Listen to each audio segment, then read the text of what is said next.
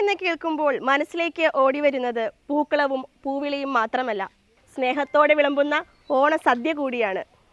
കാണും വിറ്റും ഓണം ഉണ്ണണം എന്ന പഴമൊഴി വെറുതെയല്ല. ഓണം എന്ന ആഘോഷത്തിൻ്റെ ആത്മാവ് തന്നെയാണ് ഓണസദ്യ. ഓരോ വിഭവത്തിലും ഒരു കഥയുണ്ട്, ഓരോ രുചിക്കും ഒരു പാരമ്പര്യമുണ്ട്, ഓരോ വിളമ്പലിലും നിറഞ്ഞൊരു സ്നേഹമുണ്ട്. ഈ ഓണക്കാലത്ത് ആ സദ്യയുടെ മധുരം നമ്മളിലെത്തിക്കാൻ പ്രശസ്ത പാചക വിദഗ്ധ ഗീതാ രുദ്രകുമാർ നമ്മളോടൊപ്പമുണ്ട്.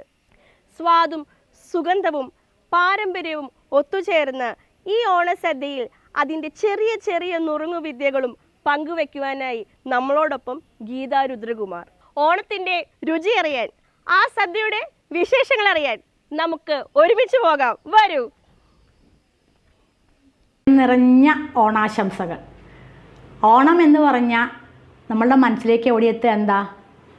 ആദ്യം തന്നെ സദ്യ. ഓണം എന്ന് പറഞ്ഞാൽ വിഭവസമൃദ്ധമായ സദ്യ 2-3 ദിവസം. അതിൽ കാളൻ മുഖ്യ ഘടകം കാളൻ തന്നെയാണ്. കാളൻ ഉണ്ടാക്കുമ്പോൾ കുറുക്ക് കാളനാണ് സാധാരണയായി ഓണത്തിന് ഉണ്ടാക്കാറ്. കാളൻ കുരുമുളക് കായയും ചേനയും ഉപയോഗിച്ച് വേവിച്ച് മഞ്ഞൾപ്പൊടി ഇട്ട് കുരുമുളകിട്ട് വേവിക്കുമ്പോൾ കുരുമുളകിൻ്റെ വെള്ളം വറ്റിയ ശേഷം മാത്രമേ മോരൊഴിച്ച് കുറുക്കാവൂ എന്നാണ് പറയാറ്. മോരെന്ന് പറഞ്ഞാൽ വെണ്ണയെടുത്ത മോര് തന്നെ വേണം. അത് കുറുക്കി എടുത്ത് റെഡിയാക്കി വെച്ചാൽ അന്നാന്നൊക്കെയുള്ള കാളനെടുത്ത് അതിൽ തേങ്ങയും ജീരകവും പച്ചമുളകും അരച്ചു കൂട്ടുകയാണ് പതിവ്. മുളക് വറുത്തിടാറില്ല. കാളന് കടുക് നല്ലോണം വറുത്തിടണം എന്നാണ് പറയുക. കൂടുതൽ കടുക് വേണം. കരുവേപ്പിൻ്റെലയും കടുകും കാളനിൽ നല്ലോണം കാണണം എന്നാണ് പറഞ്ഞു തന്നിട്ടുള്ളത്. അപ്പോൾ അത് പ്രകാരമാണ് ഉണ്ടാക്കാറ് കാളൻ. പിന്നെ സാമ്പാറാണ് പിന്നത്തെ വിഭവം. സാമ്പാർ എന്ന് പറഞ്ഞാൽ നമ്മൾ പൊതുവേ പ്രാധാന്യം കൽപ്പിക്കാറില്ല. കേരളത്തിൽ നിന്ന് പുറത്തു വന്ന ഒരു വിഭവമാണ്. പക്ഷേ ഇപ്പോൾ സാമ്പാർ എല്ലാവർക്കും ഒഴിച്ചുകൂടാൻ വയ്യാത്തൊരു വിഭവമാണ്. അതുകൊണ്ട് തന്നെ സാമ്പാർ ഉണ്ടാക്കാറുണ്ട്. പാരമ്പര്യം അനുസരിച്ച് മല്ലിയും മുളകും വറുത്ത് ഉലുവയും കായയും എല്ലാം വറുത്തരയ്ക്കുന്നത് തന്നെയാണ് ഏറ്റവും നല്ല സാമ്പാർ. കായം ഇടുമ്പോൾ അത് പരിപ്പിൻ്റെ കൂടെ ഇട്ടാൽ കൂടുതൽ മണം കിട്ടാം എന്ന് പറഞ്ഞു തന്നിട്ടുണ്ട്. അതുപ്രകാരം ചെയ്യുമ്പോൾ കൂടുതൽ വറക്കുമ്പോൾ കായം ഇടുന്നേക്കാട്ടിലും പരിപ്പിൻ്റെ കൂടെ കായ ഇടുകയാണെങ്കിൽ കൂടുതൽ വാസന കിട്ടുമെന്ന് പറയാറുണ്ട്. തേങ്ങയും കരുവേപ്പിൻ്റെ ഇലയും കൂടി വറുത്ത് അങ്ങനെയാണ് സാമ്പാർ ഉണ്ടാക്കാറ്. പിന്നെ പുളിയിഞ്ചി നേരത്തെ ഉണ്ടാക്കി വയ്ക്കും. പുതിയ പുളിയും പഴയ പുളിയും പകുതി എടുത്തിട്ടാണ് പുളിയിഞ്ചി ഉണ്ടാക്കാറ്. ആ പുളിയിഞ്ചിയിൽ ഈ പച്ചമുളകും ഇഞ്ചിയും നേരിട്ട് ഇടുന്നതും ഉണ്ട്. അതൊന്ന് എണ്ണയിൽ വഴറ്റിയിട്ട് പുളിയിഞ്ചിയിൽ 2 തരത്തിലും ഉണ്ടാക്കാറുണ്ട്. അത് കഴിഞ്ഞ് പുളി ശർക്കരയെല്ലാം ഇട്ട് ഉപ്പും ശർക്കരയെല്ലാം ഇട്ട് തിളപ്പിച്ച് നല്ലപോലെ കുറുകി കഴിയുമ്പോൾ പിന്നെ പുളിയിഞ്ചി ഉണ്ടാക്കുന്നത് എൻ്റെ അമ്മയുടെ അടുത്തും ഇവിടെയുള്ള അമ്മയുടെ അടുത്തും ചെറിയ വ്യത്യാസങ്ങളുണ്ട്. ഇവിടെ ഉലുവപ്പൊടി മാത്രമേ അതിൽ ചേർക്കാറുള്ളൂ പുളിയിഞ്ചിയിൽ. എൻ്റെ അമ്മയുടെ അടുത്ത് ചേർക്കുമ്പോൾ എള്ളുപൊടിയും ഉഴുന്ന് വറുത്ത് പൊടിച്ചത്, എള്ള് വറുത്ത് പൊടിച്ചത്, ഉലുവപ്പൊടി, ഇത് 3ഉം ചേർക്കാറുണ്ട്. എനിക്ക് അതാണ് കുറച്ചുകൂടി നന്നായി തോന്നാറ്. പക്ഷേ രണ്ടും സ്വാദാണെന്നേ ഉള്ളൂ. 2 തരത്തിലും ഉണ്ടാക്കാറുണ്ട് ഇപ്പോൾ പുളിയിഞ്ചി. പിന്നെ പുളിശ്ശേരിയാണ്. പുളിശ്ശേരി ശരിക്കും ഇവിടെ ചതയത്തുന്ന ആളാണ് ഇവിടെ ഉണ്ടാക്കാറ്. പഴപ്പുളിശ്ശേരി ഉണ്ടാക്കുമ്പോൾ അതിൽ പഴം വേവിച്ച് നല്ലപോലെ പാകം വന്ന പഴം എടുത്ത് വേവിച്ച് കഴിഞ്ഞിട്ട് നല്ലോണം ഉടച്ചു കഴിഞ്ഞാൽ അത് വേവിക്കുമ്പോൾ മഞ്ഞൾപ്പൊടിയും മുളക് പൊടിയും കുറച്ച് കുരുമുളക് പൊടിയും ഇട്ട് വേവിച്ച് അതിൽ തേങ്ങയും ജീരകവും പച്ചമുളകും മോരെല്ലാം അരച്ചു കൂട്ടി. ഇത് എനിക്ക് കൂടുതൽ സാധാരണ തൈര് മുന്നേ ഒഴിക്കാമെന്ന് പറയാറുണ്ട്. തൈര് ഒഴിച്ചിട്ടാണ് ആദ്യം ഒന്ന് തിളച്ച് കഴിഞ്ഞിട്ട് പിന്നെ തേങ്ങയും ജീരകവും അരച്ചു കൂട്ടിയാൽ മതി പറയും. ഇപ്പോൾ എൻ്റെ മുത്തശ്ശി പറഞ്ഞു തന്നിട്ടുണ്ട്, മോരൊഴിച്ചാൽ തിളയ്ക്കാൻ പാടില്ല എന്ന് പറയും. തിളച്ച് കഴിഞ്ഞാൽ അതിന് കാച്ചിയ മോരിൻ്റെ വാസന വരും, അത് പത വരാനേ പാടുള്ളൂ എന്ന് പറയും. അപ്പോൾ ഞാൻ എൻ്റെ പരീക്ഷണങ്ങൾ വെച്ച് കണ്ടുപിടിച്ചത് തേങ്ങയും ജീരകവും അരയ്ക്കുമ്പോൾ മോരൊഴിച്ചരയ്ക്കുക വെള്ളത്തിന് പകരം. അപ്പോൾ അത് ചേർത്ത് കഴിഞ്ഞാൽ പത വരുമ്പോൾ വറുത്തിട്ടാൽ തിളയ്ക്കില്ല. അങ്ങനെ ഒരു ടേസ്റ്റ് കിട്ടും. പഴപ്പുളിശ്ശേരി പഴത്തിന് മധുരം പോരാന്നുണ്ടെങ്കിൽ ശർക്കര ചേർക്കാറുണ്ട്. ശർക്കര ഉപ്പേരി. അത് അതിന് പ്രത്യേകത പറഞ്ഞിരിക്കുന്നത് ഒരേ ഖനത്തിൽ നുറുക്കണം. കായ നുറുക്കി വെള്ളത്തിലിടണം ആദ്യം. അത് കഴിഞ്ഞ് വെള്ളം ഭാരാൻ എടുത്തു വെച്ചിട്ട് ഒരൊറ്റ ഓടിൽ വറുത്തെടുക്കണം എന്നാണ് പറഞ്ഞിട്ടുള്ളത്. 2 പ്രാവശ്യം വറുത്താൽ 2 വറവാകും. അപ്പോൾ 1 പ്രാവശ്യം കൊണ്ട് വറുത്തെടുക്കണം. രണ്ട് ട്രിപ്പായിട്ട് വറുത്തെടുക്കാൻ പാടില്ല. അതിനനുസരിച്ച് എത്ര വേണോ അതിനനുസരിച്ച് അത്രയും വലിയ പാത്രവും അത്രയും എണ്ണയും ഒഴിച്ചിട്ട് വേണം അത് വറുത്തെടുക്കാൻ. പിന്നെ ശർക്കര ഉപ്പേരിയുടെ ഉള്ള് പാകം വരാൻ വളരെ സമയമെടുക്കും. സിമ്മിലിട്ട് ചെയ്യണമെന്ന് പറഞ്ഞാൽ അമ്മ കൂടെ നിന്ന് പഠിപ്പിച്ചിട്ടുള്ളതാണ്. അത് കടിച്ചു നോക്കിയിട്ട് ഉള്ളിൽ സോഫ്റ്റ്നെസ് ഒട്ടും ഉണ്ടാവാൻ പാടില്ല. മുറിച്ച് നോക്കിക്കഴിഞ്ഞാൽ ക്രിസ്പി ആയിരിക്കണം. അതാണ് അതിൻ്റെ പാകം. അത് വറുത്ത് വാങ്ങി വെച്ച് കഴിഞ്ഞിട്ട് ഒരു കിഴിയിൽ കെട്ടി അവിടെ കെട്ടിത്തൂക്കലാണ് പതിവ്. അതിൻ്റെ എണ്ണ മുഴുവൻ ആ തുണിയിലേക്ക് പോയി കഴിഞ്ഞ് പിറ്റേ ദിവസം ശർക്കര എടുക്കണം. ഇപ്പോൾ ഇതിനൊരു പാത്രം നിറച്ച് ശർക്കര ഉപ്പേരി ഉണ്ടെങ്കിൽ ഇതിനൊരു പാത്രം ശർക്കര എടുക്കും. അങ്ങനെ എടുത്ത് ഉരുക്കി അരിച്ച് പാവാക്കി ഇതങ്ങോട്ട് പാവ് ഇങ്ങനെ തൊട്ട് നോക്കിയാൽ 2 നൂൽ വരണം. അതാണ് അതിൻ്റെ പാവ് കണക്ക്. ആ പാകമാകുമ്പോൾ ഫാസ്റ്റായിട്ട് അതിന് മുന്നേ തന്നെ എല്ലാം താഴത്ത് നെയ്യ്, ജീരകം പൊടിച്ചത്, ഇഞ്ചി ചുക്ക് പൊടിച്ചത്, പഞ്ചസാര, എല്ലാ വിഭവങ്ങളും വെച്ചിട്ടുണ്ടാവും. കറക്റ്റായിട്ട് ഇളക്കാൻ എല്ലാവരും സെറ്റാക്കി അവിടെ നിർത്തും. അത് കഴിഞ്ഞിട്ട് ഇതങ്ങോട്ട് വാങ്ങി താഴെ വെച്ച ഈ ഇന്നലെ വറുത്ത് വെച്ച ശർക്കര ഉപ്പേരി, ആ ഉപ്പേരി കഷ്ണങ്ങൾ അതിലങ്ങോട്ട് ഇട്ടാൽ പിന്നെ ആ ഇളക്കലിന് ഭയങ്കര പ്രാധാന്യം, വളരെ പ്രാധാന്യമുണ്ട് ഇളക്കലിന്. കൈ വിടാതെ ഇളക്കണം. ഇളക്കിയും കൊണ്ടിരിക്കുന്ന സമയത്ത് തന്നെ അതിൽ ചുക്കുപൊടി ഇടും, ഇഞ്ചി ഇടുന്ന ഇളക്കൽ ഇട്ട് ഒരു 5 മിനിറ്റ് വേണ്ട. അതിന് മുമ്പ് തന്നെ ഇത് കട്ടിയായിട്ടുണ്ടാവും. അപ്പോൾ അതിൽ ഈ പൊടികൾ പിടിക്കണമെങ്കിൽ അത് ഒരാൾ ഇങ്ങനെ വെതറും, ഒരാൾ പഞ്ചസാര വെതറും, ഒരാൾ നെയ്യ് വെതറും. അങ്ങനെ വെതറി കഴിഞ്ഞാൽ ആ ഇളക്കി ഒരു 10-15 മിനിറ്റ് ഇളക്കണം. അപ്പോഴാണ് അത് സെറ്റാവുള്ളൂ. അത് കഴിഞ്ഞ് പിന്നെ ആറി പാത്രത്തിലാക്കാം. വറുത്തുപ്പേരി കൂട്ടത്തിൽ ഉണ്ടാക്കും. കാരണം ആ എണ്ണ മുടക്കി ശർക്കര ഉപ്പേരി ഉണ്ടാക്കുമ്പോൾ അതിൽ കുറച്ച് വറുത്തുപ്പേരി ഉണ്ടാക്കുക എന്നുള്ള പ്രാധാന്യം ഉണ്ടാക്കാറുണ്ട്. അത്രയേ പതിവുള്ളൂ. ഓലൻ ഉണ്ടാക്കാറുള്ളത് 2 വിധത്തിൽ ഉണ്ടാക്കാറുണ്ട്. എന്നും ഒരേ ഓലൻ വേണ്ടാന്ന് വിചാരിച്ചിട്ട് ഇളവൻ തന്നെ തേങ്ങാപ്പാലൊഴിച്ചിട്ട് ഓലൻ ഉണ്ടാക്കാറുണ്ട്. ഇളവനും പിന്തായിട്ടുള്ള മത്തൻ കിട്ടിക്കഴിഞ്ഞാൽ ഇളവനും മത്തനും കൂടിയിട്ടിട്ട് മുളക്, എൻ്റെ വീട്ടിൽ വാര്യത്ത് ഓലലിൽ മുളകിടാറുണ്ട്. പക്ഷേ ഇവിടെ ഓലലിൽ മുളകിടൽ തീരെ പതിവില്ല. എരിവില്ലാത്തൊരു വിഭവം എന്നുള്ള നിലയ്ക്ക്. അവിടെ എരിവ് അധികം വേണച്ചിട്ടല്ല, ഓലനിലൊരു മുളക് കീറിയിടുക എന്നിട്ടേ ഓലൻ ഉണ്ടാക്കുള്ളൂ. പക്ഷേ ഇവിടെ അതൊരു നെഗറ്റീവ് ഒപ്പീനിയൻ ആയിട്ടാണ് പറയാറ്. അതുകൊണ്ട് തന്നെ ഓലനിൽ മുളകിടുന്ന ശീലം നമ്മൾ ഇല്ലാണ്ടിയാക്കി. അട ഉണ്ടാക്കുമ്പോൾ അട ആദ്യം അരി നനച്ച് പൊടിച്ച് ചലിച്ചെടുത്ത് വളരെ നൈസായിട്ടുള്ള പൊടി വേണം. എന്നിട്ട് ശർക്കര ഉരുക്കി, അതും ഈ ശർക്കര ഉരുക്കി കഴിഞ്ഞ് അതിൽ ഈ അടയുടെ പൊടി കലക്കും. അതിന് പാവിൻ്റെ പ്രശ്നം വരുന്നില്ല. വെള്ളത്തിൻ്റെ കണക്ക് കറക്റ്റ് ആവണമെന്ന് മാത്രമേ ഉള്ളൂ.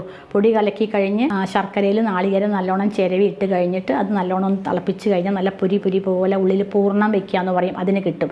അരിപ്പൊടി കലക്കും. അരിപ്പൊടി കലക്കണം. അതിലൊരു സ്പൂൺ നെയ്യ് ഒഴിക്കും അരിപ്പൊടിയിൽ. കാരണം ഇലയിൽ ഒട്ടാതെ കിട്ടാൻ വേണ്ടിയിട്ട് നമുക്ക് കറക്റ്റായിട്ട് കിട്ടും. അത് പഠിപ്പിച്ച് തന്നത് അമ്മയാണ്. അത് പ്രത്യേക രീതിയിൽ, അല്ലെങ്കിൽ ഇല കീറിപ്പോവും. ആ സ്റ്റൈലിഷ് മാറിക്കഴിഞ്ഞാൽ ഇല കീറിപ്പോവും. അപ്പോൾ അങ്ങനെ വൃത്തിയായി ചെയ്തെല്ലാം അമ്മയാണ് അത് ചെയ്തു തരിക. ഇലയെല്ലാം വൃത്തിയാക്കി തരിക അമ്മയാണ് ചെയ്തു തരിക. പിന്നെ എല്ലാവരും കൂടെ പിന്നെ വേറൊരു മുമ്പ് അട ഉണ്ടാക്കുന്ന സമയത്ത് കുറച്ച് കട്ടിയിൽ പരത്തിയിട്ട് കൈകൊണ്ട് പരത്തി, എൻ്റെ നാട്ടിലൊക്കെ അതായിരുന്നു സമ്പ്രദായം, കൈകൊണ്ട് പരത്തിയെടുക്കും. പക്ഷേ ഈ കൈ തൊടുന്ന സമയത്ത് അതിന് വേഗം ചീത്തയാവും.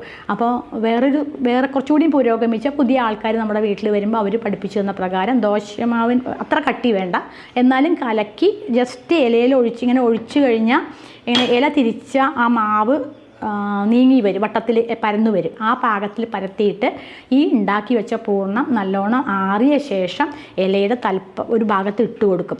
അത് ഇടുന്നതിനും പ്രത്യേകതയുണ്ട്. ഇപ്പോൾ ഇലയിൽ ഇടുകയാണെങ്കിൽ ഇവിടെ ഇടുകയാണെങ്കിൽ ഈ സൈഡിൽ ഇടണം, ഈ പക്കത്ത് ഇടണം എന്നാണ് പറയുക.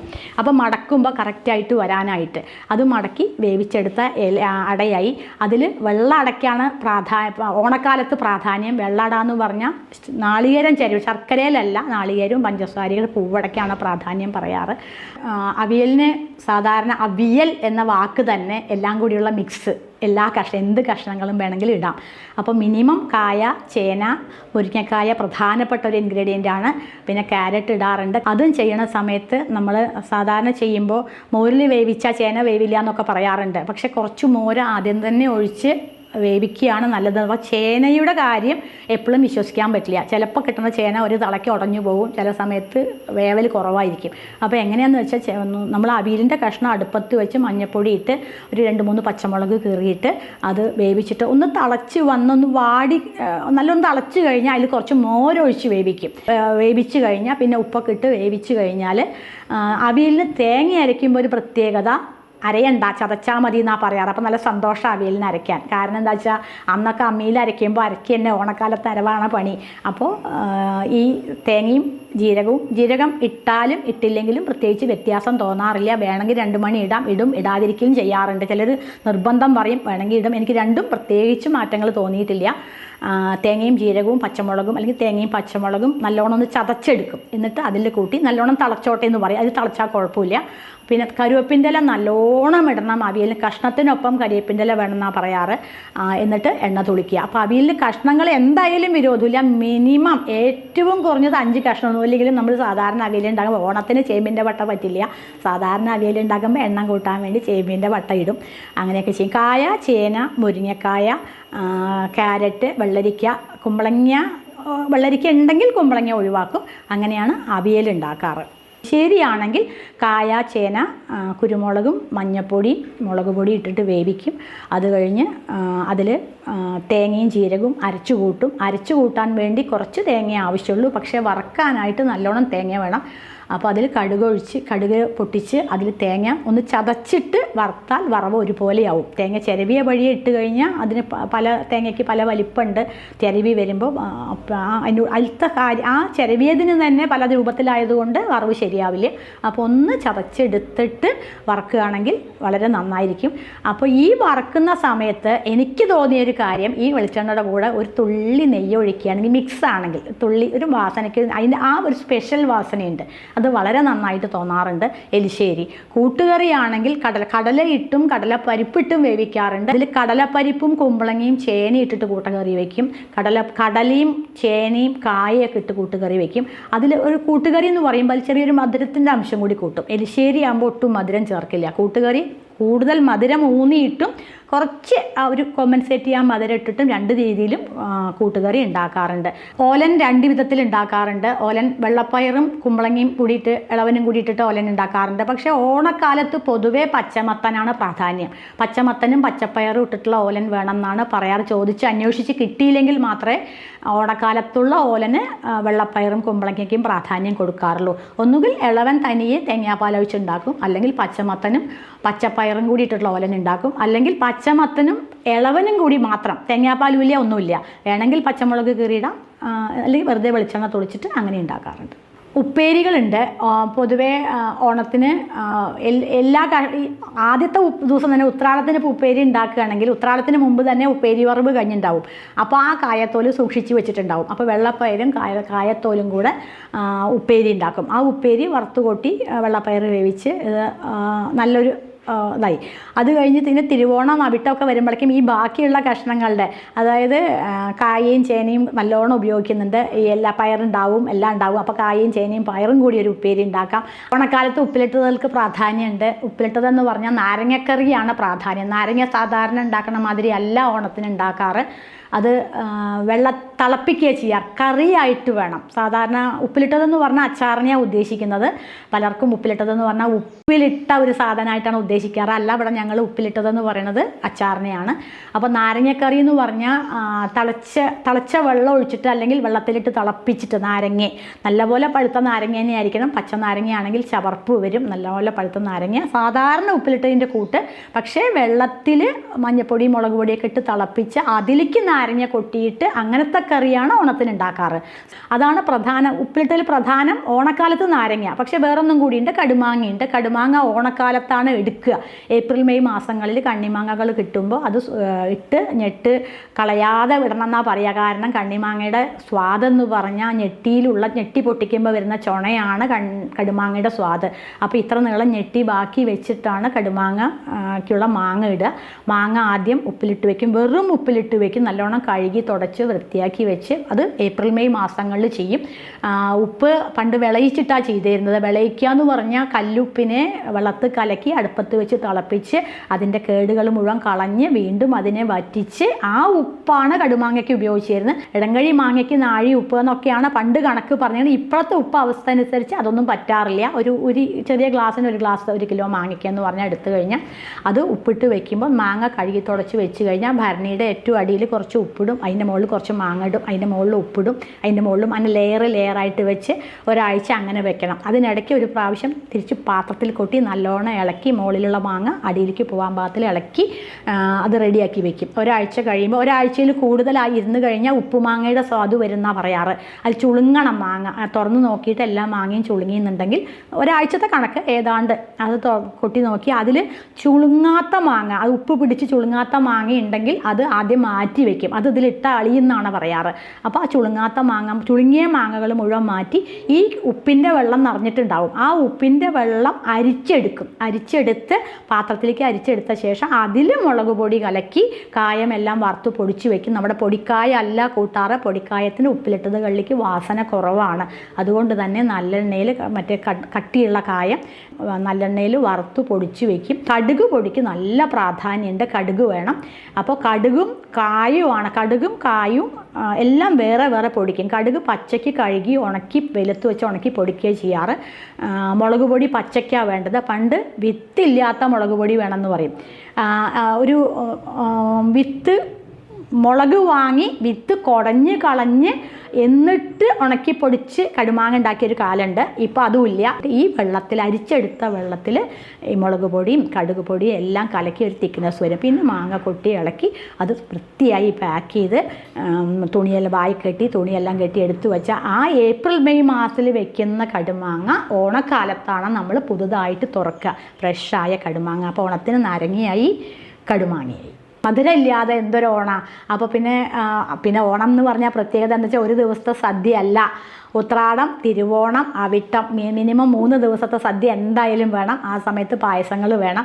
അപ്പോൾ ഒരു ദിവസം പഴപ്രഥമന് പ്രാധാന്യമുണ്ട്. അപ്പോൾ ഓണത്തിന് പ്രധാനം പഴപ്രഥമനാണ്. പഴപ്രഥമനെല്ലാം കുറച്ച് മെനക്കെടുണ്ട്. പഴം മുന്നേ വരട്ടി വെക്കണം. ആദ്യം തന്നെ പഴം ഫുള്ളായിട്ട് വേവിക്കാൻ എളുപ്പം തോന്നാറ്. തൊലി കളഞ്ഞ് കുക്കറിലൊന്ന് ആവി കയറ്റി എടുത്തു കഴിഞ്ഞാൽ തണുത്ത് കഴിഞ്ഞാൽ അത് രണ്ടായി നടുകെ കീറി കഴിഞ്ഞാൽ അതിൻ്റെ ഉള്ളിൽ ആ കറുത്ത നാരുണ്ടാവും. അത് മുഴുവൻ റിമൂവ് ചെയ്യണം. വിത്തുകൾ പോലത്തെ ആ സാധനം ഉണ്ടാവാനേ പാടില്ല. പായസം ഉണ്ടാക്കുമ്പോൾ കടുക് വറുത്തിട്ട പോലെ ഉണ്ടാവും, അത് പാടില്ല. അപ്പോൾ അത് മുഴുവൻ റിമൂവ് ചെയ്ത് പിന്നെ നല്ലോണം ഉടച്ചാൽ മതി. പക്ഷേ അതൊരു മിക്സിയിൽ അടിക്കുമ്പോൾ കുറച്ചുകൂടിയും നല്ല സെറ്റായി വരുമെന്ന് തോന്നാറുണ്ട്. ആ പഴപ്രഥമൻ എടുത്തിട്ട് സാധാരണ നമ്മൾ പായസം ചക്കപ്രഥമനൊക്കെ എങ്ങനെയാണ് വെക്കുന്നത് അതുപോലെ തന്നെ പഴം ശർക്കര ഒഴിച്ച് പഴം വരട്ടലാണ് അധ്വാനം. പഴപ്രഥമൻ ഉണ്ടാക്കാൻ അധ്വാനമില്ല, വേഗം കഴിയണ പണിയാണ്. ചക്കപ്രഥമനായാലും വേഗം കഴിയും. പക്ഷേ എന്ത് പായസമായാലും ശർക്കര ഇട്ട് കഴിഞ്ഞാൽ അത് നല്ലോണം വെന്ത്, അത് പറയാറ് എങ്ങനെ വെച്ചാൽ ഇങ്ങനെ ഉരുളിയിലിങ്ങനെ ഇറക്കി കഴിഞ്ഞാൽ അതിൻ്റെ നടുവിലൊരു ചാല് പോലെ പാത പോലെ വരും. തിരിച്ച് പായസം വരുമ്പോഴേക്കും ആ വഴി നമുക്ക് കാണാൻ പറ്റും. അതാണ് ശർക്കരയുടെ വേവ് എന്നാണ് പറഞ്ഞു തന്നിരിക്കുന്നത്, വരട്ടണ പോലെ. എനിക്കിപ്പോൾ എൻ്റെ പരീക്ഷണം കൊണ്ട് ഞാൻ വെള്ളം ഒഴിക്കണതിന് പകരം ആദ്യം തന്നെ 3-ാം പാൽ ഒഴിച്ച് അതിൽ വേവിക്കും. എന്നിട്ട് ശർക്കരയിട്ട് പറഞ്ഞ പോലെ അച്ഛൻ പറഞ്ഞു തന്ന പോലെ തന്നെ ഇങ്ങനെ വരട്ടണ പോലെ വരട്ടിയിട്ട് പിന്നെ 2-ാം പാലും 1-ാം പാലും ഒക്കെ പിന്നെ ഒഴിച്ചിട്ടാണ് പായസം ഉണ്ടാക്കാറ്. പഴപ്രഥമൻ അങ്ങനെ ഉണ്ടാക്കി. പിന്നെ ഇപ്പോൾ എല്ലാവർക്കും സേമിയാണ് പായസം പ്രാധാന്യം കുട്ടികൾ പറയുക. പക്ഷേ സേമിയ ഉണ്ടാക്കാൻ വളരെ എളുപ്പമാണ്. അതായാലും പാല് കുറുക്കുകയൊക്കെ വേണം, കുറുക്കിയാലേ സ്വാദുള്ളൂ. നെയ്യിൽ ആദ്യം സേമിയ ഒന്ന് വറുത്തിട്ട് ആ സേമിയ വറവിന് നല്ല പ്രാധാന്യമുണ്ട്. കണ്ണൊന്ന് തെറ്റിക്കഴിഞ്ഞാൽ പകുതി ചുവന്നും കൊണ്ടാവും, പകുതി മെറൂൺ കളറാവും, പകുതി കറുത്തും കൊണ്ടാവും. അതല്ലാതെ സിമ്മിലിട്ട് ഒരു സ്പൂൺ നെയ്യൊഴിച്ച് സമാധാനമായിട്ട് വറുത്താൽ വൃത്തിയായി വറുത്താൽ കിട്ടും. സാധാരണ പാൽപ്പായസം വെക്കും പോലെ. പിന്നെ അരിപ്പായസം അരി കൊണ്ടാണ് പായസം, ഉണങ്ങലരി കൊണ്ടാണ് പായസം വെക്കണമെന്ന് വെച്ച് കഴിഞ്ഞാൽ നുറുങ്ങരി വേണമെന്ന് പറയും. പണ്ട് നെല്ല് കുത്തുന്ന സമയത്ത് നുറുങ്ങരി വേറെ ചീറി എടുത്തു വെക്കും. പൊടിയരി വേറെ, നുറുങ്ങരി വേറെ, വലിയരി വേറെ എടുത്തു വെക്കും. ഈ നുറുങ്ങരി പായസനാന്ന് പറയും. ഒരേപോലെ വേവ് കിട്ടണമെങ്കിൽ ഈ നുറുങ്ങരി വേണമെന്നാണ് പറയാറ്. ആ അരി ഒന്ന് നല്ലോണം വെന്തിട്ട്, നല്ലപോലെ വെന്ത് പീന്നാവരുത്, എന്നാൽ ഉള്ളിൽ കടിക്കാനും പാടില്ല. അങ്ങനെ ആ കറക്റ്റ് പാകത്തിലായി കഴിഞ്ഞാൽ ശർക്കര ഒഴിക്കാൻ പാടുള്ളൂ. ശർക്കര ഒഴിച്ചു കഴിഞ്ഞാൽ പിന്നെ വേവില്ല. വല്ലാണ്ട് വെന്തിട്ട് ഒഴിച്ചാൽ പായസം ഒരു കൊഴുപ്പ് ഒരു നല്ല കൊഴുപ്പായിരിക്കില്ല. പാകത്തിനായി അതൊക്കെ അച്ഛൻ കൃത്യമായി പറഞ്ഞു തന്നിട്ടുള്ളതാണ് ഇവിടുത്തെ അച്ഛൻ. അപ്പോൾ അത് അങ്ങനെ പായസം ഉണ്ടാക്കും. അപ്പോൾ പഞ്ചാര പായസം ഉണ്ടാക്കാറുണ്ട്, സേമിയ പായസം ഉണ്ടാക്കാറുണ്ട്, പഴപ്രഥമൻ ആദ്യം തന്നെ പഴപ്രഥമൻ ഉണ്ടാക്കും. അങ്ങനെ 3 ദിവസം 4-ാം ദിവസം പായസം ഉണ്ടാക്കാം. 4-ാം ദിവസം പായസത്തിന് പകരം പുളിശ്ശേരി മതി എന്ന് പറയും. അത് മധുരം തന്നെയാണ്. അതുകൊണ്ട് തന്നെ പിന്നെ ഒരു പായസത്തിന് അത്ര പ്രാധാന്യം 3 ദിവസം എന്തായാലും പായസം ഉണ്ടാകും. ഈ വിഭവങ്ങൾ വിളമ്പുന്ന സമയത്ത് വിളമ്പലിന് പ്രാധാന്യം പറയാറുണ്ട്. ഇടതുവശത്തേക്ക് ഇലയുടെ നാക്ക് വെച്ചിട്ട് ഇല വെക്കണം എന്നാണ് പറയുക. ഇലയുടെ ഈ ഇടതുവശത്തേക്ക് നാക്ക് വയ്ക്കുമ്പോൾ ഇവിടെ ആദ്യം എലിശ്ശേരി അഥവാ കൂട്ടുകറി വിളമ്പും, പിന്നെ ഓലൻ വിളമ്പും, കാളൻ വിളമ്പും, അത് കഴിഞ്ഞ് അവിയൽ വിളമ്പും, പിന്നെ ഉപ്പേരി എന്താണെന്ന് വെച്ചാൽ അത് വിളമ്പും, പുളിയിഞ്ചി, ഇഞ്ചിത്തൈര്, നാരങ്ങ ഉപ്പിലിട്ടതിൽ വിളമ്പും, വറുത്തുപ്പേരി, പഴനുറുക്ക്, പപ്പടം, പിന്നെ ശർക്കര ഉപ്പേരി അതെല്ലാം വിളമ്പും. പിന്നെ ചേന വറുത്തത് വറവ് ഐറ്റംസ് ഈ പലക്കിൽ വിളമ്പും. അങ്ങനെയാണ് അതിൻ്റെ പ്രാധാന്യം കൊടുക്കാറ്. പരിപ്പും നെയ്യുമായിട്ടുള്ള വിഭവം ഓണത്തിന് പ്രത്യേകിച്ച് എടുത്ത് പറയാറില്ല. ഇതെല്ലാം കൂട്ടി ഊണങ്ങട് കഴിഞ്ഞാൽ ഇപ്പോൾ ഓണത്തിൻ്റെ വിഭവങ്ങളെക്കുറിച്ച് പറഞ്ഞപ്പോൾ തന്നെ നമ്മുടെ എല്ലാവരുടെയും വായിൽ വെള്ളം നിറഞ്ഞു, വയറ് നിറഞ്ഞ അവസ്ഥയാണ്. എല്ലാവർക്കും വിഭവസമൃദ്ധമായ ഒരു ഓണസദ്യ ആവട്ടെ. എല്ലാവർക്കും ഓണാശംസകൾ.